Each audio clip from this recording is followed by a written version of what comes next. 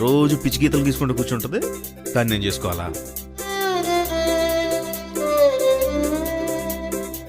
గీతలే అని చిన్న చూపెందుకు, వాటిలో చూడలేరెందుకు?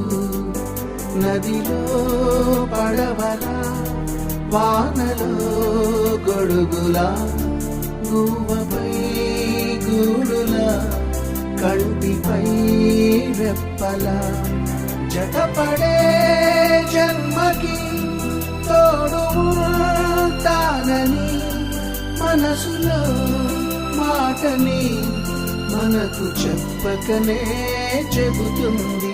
తెలుగమ్మాయి తెలుగమ్మాయి గుండెని గుంజగా మలచిందాయి తెలుగమ్మాయి.